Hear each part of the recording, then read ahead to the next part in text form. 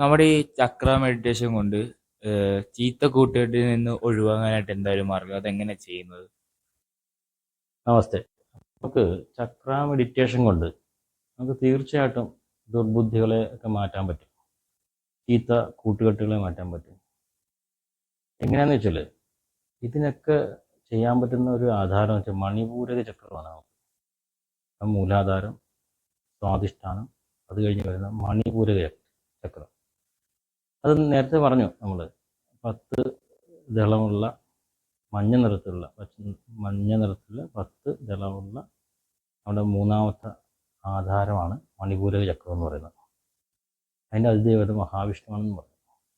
ഈ ചക്രത്തെ ബേസ് ചെയ്ത് കുണ്ടലിനി ശക്തിയെ, എനർജിയെ നമ്മൾ മണിപൂരക ചക്രത്തിൽ കൊണ്ടുവന്ന് മെഡിറ്റേഷൻ ചെയ്യുകയാണെങ്കിൽ, മണിപൂരക ചക്രം ക്രിയേറ്റീവ് ആവുകയാണെങ്കിൽ നമുക്ക് അപാരമായിട്ടുള്ള മനോബലം ഉണ്ടാകും.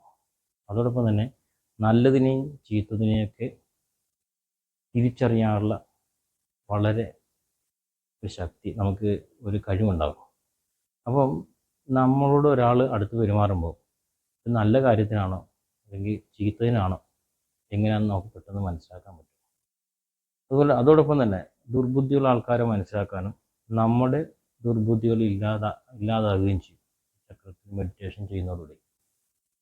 അതോടൊപ്പം തന്നെ നമുക്ക് ചീത്ത കൂട്ടുകെട്ടുകളും അതുപോലെ തന്നെ ദുർബുദ്ധിയും ദുഷ്ചിന്തകളും ഒക്കെ മണിപൂരക ചക്രം ആക്റ്റീവ് ആകുന്നതോടുകൂടി നമുക്ക് മാറും.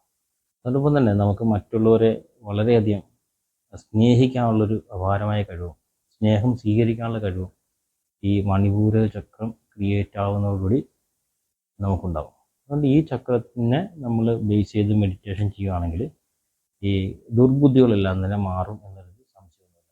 നമുക്ക് എല്ലാവർക്കും അത് ചെയ്തു നോക്കാവുന്ന കാര്യമാണ്. ഓക്കെ.